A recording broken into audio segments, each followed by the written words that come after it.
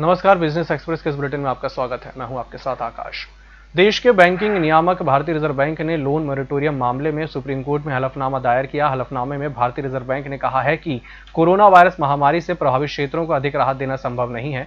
साथ ही बैंकिंग नियामक ने यह भी कहा है कि बैंक 6 महीने से अधिक की अवधि के लिए लोन मोरेटोरियम की सुविधा प्रदान नहीं कर सकेंगे। केंद्रीय बैंक ने कहा कि 2 करोड़ तक के ऋण के लिए ब्याज पर ब्याज माफ किया जा सकता है, लेकिन इसके अलावा कोई और राहत देगा राष्ट्रीय अर्थव्यवस्था और बैंकिंग क्षेत्र के लिए हानिकारक होगा।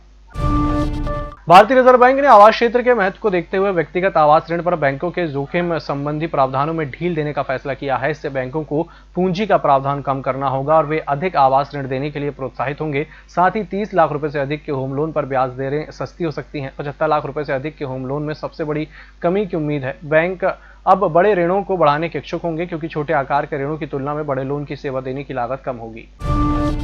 रिलायंस जियो ने पोस्टपेड प्लान के लिए जमा की जाने वाली सिक्योरिटी फीस में छूट की घोषणा की है। ये छूट उन ग्राहकों को दी जाएगी जो दूसरी टेलीकॉम कंपनियों को छोड़कर जियो का पोस्टपेड प्लान चुनेंगे। जियो के बयान के मुताबिक इन ग्राहकों को उतनी क्रेडिट लिमिट ही दी जाएगी जितनी मौजूदा ऑपरेटर की ओर से दी जा रही है। कंपनी की ओर से जारी बयान के मुताबिक दूसरी कंपनियों के जो पोस्टपेड ग्राहक जियो का पोस्टपेड प्लस प्लान लेंगे, उन्हें जीरो कॉस्ट पर यह प्लान दिया जाएगा। साथ ही इन ग्राहकों को किसी भी प्रकार की सिक्योरिटी फीस जमा नहीं करनी होगी।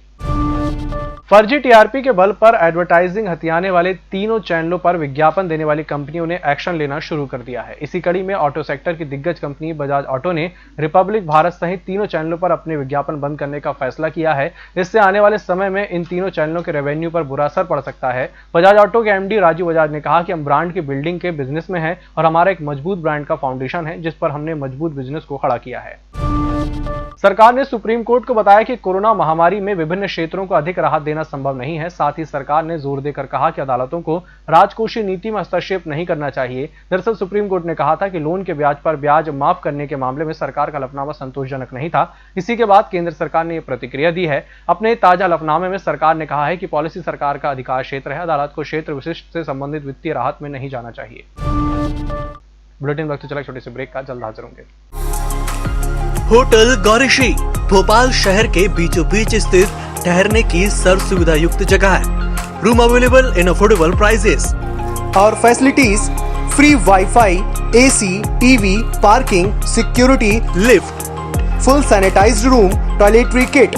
Hotel Gaurishi, hall number 8, Chittor complex, MP Nagar, zone 1, Bhopal.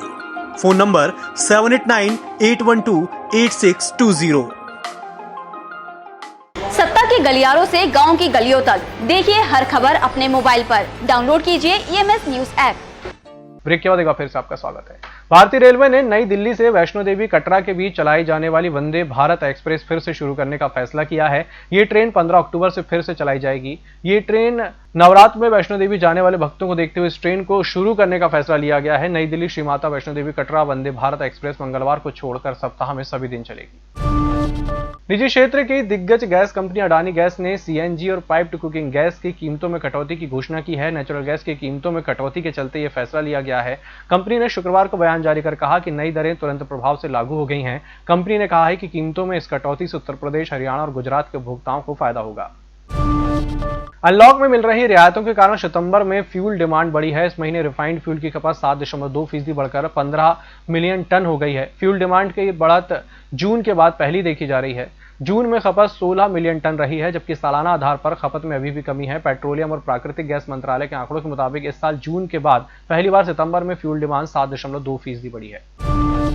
Federation of automobile dealers association ने सितंबर महीने में रजिस्ट्रेशन होने वाली गाड़ियों के आंकड़े जारी कर दिए हैं। इन आंकड़ों से साफ होता है कि बीते सितंबर की तुलना में इस सितंबर व्हीकल मार्केट डाउन रहा। खासकर टू व्हीलर के रजिस्ट्रेशन में साल दर साल के आधार पर 12% की कमी रही। लद्दाख में टू व्हीलर के सबसे ज्यादा 933% रजिस्ट्रेशन तो मणिपुर में सबसे कम 66% रजिस्ट्रेशन हुए।